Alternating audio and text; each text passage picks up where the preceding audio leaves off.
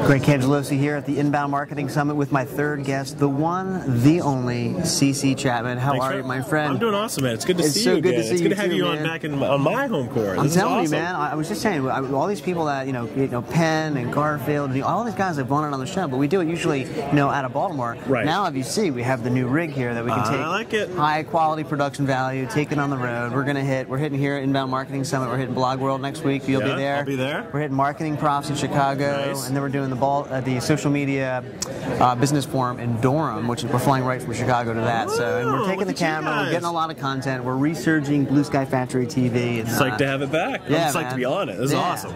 We'll do post-production and all that good stuff. So, man, it's great to see you. Yeah. So let's just dive in here. All right, We have some interesting news. I mean, you guys at the Advanced Guard have built your business up for over the last couple years? 2 years, yeah. 2 years. Big announcement. Yeah. So late August, we sold the company to Campfire. So we've worked with Campfire for the past 2 years. Really excited about it. They're in New York. We're about a 26-person company now. Wow. Focused on branded storytelling, full-service marketing agency with a focus on branded storytelling.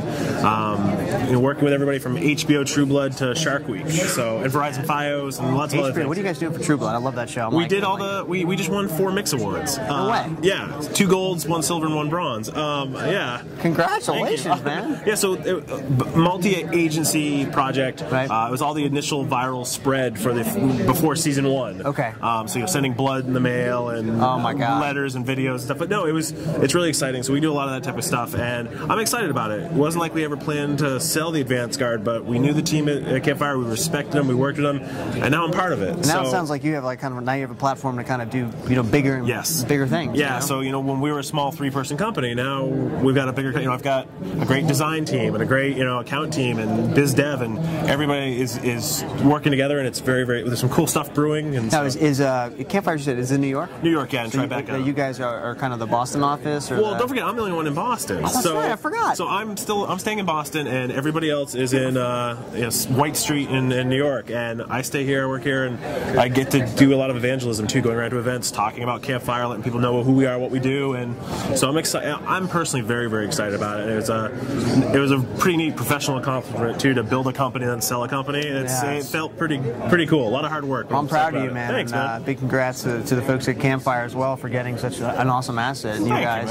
And it's great that you're able to stay up in Boston because obviously, you being the uber technical digital dad. That's me. You get to hang with your family, which you're very, and I want to talk a little bit about that because you just started, not just started, but launched a blog called Digital Dads. Yeah, digitaldads.com. It's currently me and 2 other dads, and we're about to add a 4th one, writing about being a dad, being a guy. We found that they're twofold. One, there wasn't enough dads writing content because guys don't usually share their emotions as open as and there's plenty of mommy bloggers and all that. And they're awesome, but I wanted the guy perspective of the active dad. I also wanted a place where there could be content for guys. Right. Like we might write an article about sports or fashion or sex. Man caves. I mean, I had an article the other week. My friend Jen Ionello was doing a thing called Sex on a Plate, where she's teaching young entrepreneurs how to cook.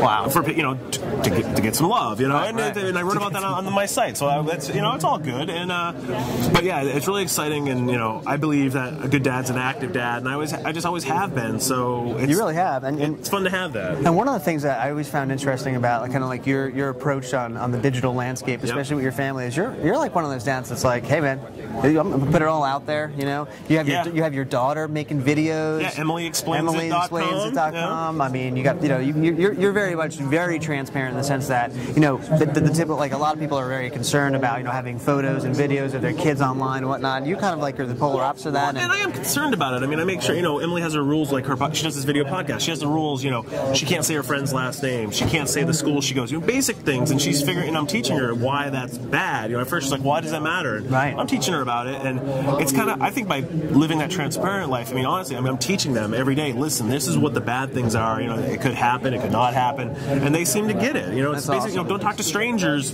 Kind of breaks in social media, but we go. We change them. But it's really exciting, and I have fun with it, and I am careful, but I worry about it constantly. Right. But it sounds like you're doing the right thing. So, like you said, you got appropriate filters, and does Emily Explains it have like a subscriber base or what? Yeah, she actually had her first sponsor, Ben and Jerry's. Oh my God. Ben and Jerry's sent her. How old is she? She's 8. 8 years old. Sponsor Ben and Jerry's. Ben and Jerry's PR agency agency Emily was Chapman. smart enough, sent her ice cream coupons and said, "Would you try our new ice cream on?"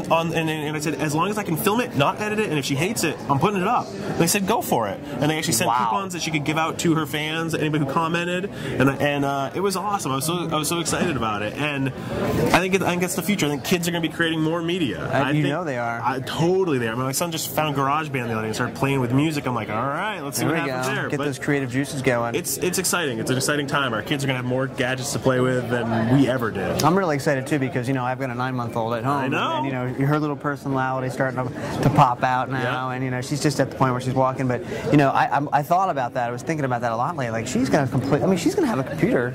Yeah. I don't know how old she's going to be when she's going to have a computer, but I see kids that are like 3 and 4 years old being able to work these iPhones and the devices. Clicking on a mouse isn't that hard. I know.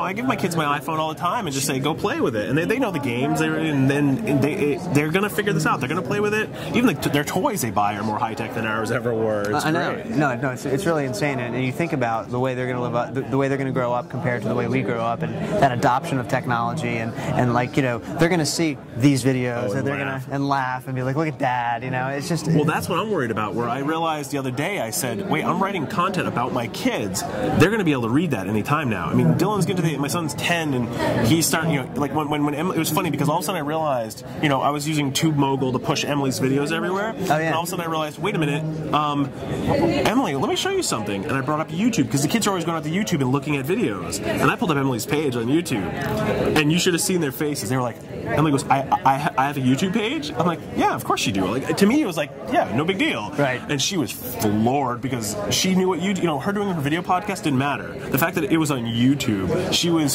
so giddy. That's like I'm on TV. Exactly. You know what I mean? I'm on TV on totally YouTube. to them. So it was one of those moments where I realized, wait a minute, the kid, there's still that cool, nifty factor, and it's just going to get even more and more and more. But yeah, when Dylan starts reading posts about himself, I'm worried that's going to be weird. I'm like, what do I say? Especially when they're teenagers. To that point right now, they're embracing the web. Right. What are they going to do when they're 14? Right. Dad, put the camera away. Oh my God, it's coming. It's coming, and for me, it's coming. It's coming really fast. What about you just mentioned Tube Mogul. Just talk about it as a video. There's a guy who does a lot of video. How does it? I know it works. It uploads in multiple places. Yeah. So Tube Mogul, you sign up with all your accounts to all the different video sites. We got to get one of those. Yeah, all the video sites you want. You sign up your accounts, and then you go to Tube Mogul and you put them in. You say, here's my YouTube credentials. Here's my Break, my Vimeo, my Vidler, all these things. You upload it once to YouTube, and then say, put it on these sites, and go. And it just does it, and it's free. And then I'm assuming there's going to got to be some kind of reporting or metrics on the back end. It's all there. All the analytics. They'll show you which ones are, different tags, different pictures. It's ridiculous how awesome it is. BSF TV. We're going to get into more channels. We go to Blip. We go to YouTube sometimes. They go everywhere. Tube Mogul goes everywhere that matters except for Facebook. Okay. Because Facebook puts the walled garden up. They don't put it up there. But everywhere else it goes with one click, and it just saves you time. You put it once and forget about it. We're there, DJ. Nice. All right. Well, listen. We're going to wrap it up. And one of the things I wanted to say was I will definitely write a guest post for Digital Dads. Please do. Now that I've got 9 months of fatherhood behind me. DJ, by the way, is going to be a dad. And when's your end of March? End of March. So DJ, I'm sure will jump on the bandwagon. I'm ready to write my first post. I've got some accumulated thoughts and experience put together. And we're about. I haven't talked about it, but we're going to have another dad very soon to start writing for the site for Clarence Smith from DoYouKnowClarence.com. Oh yeah, right on. He's going to be a daddy. Awesome. And he's already said he's going to write about the process. Oh, and man. I can't wait to have his take on it. So it'll be fun. Cool. So you can check that out at digitaldads.com, and you can check out CC Chapman at cc-chapman.com. Right. And if you want to find out about Campfire, go to campfirenyc.com. Right on. Well, it's great seeing you, brother. Good to see you, man. Great to have you on the show. Be well. Cool.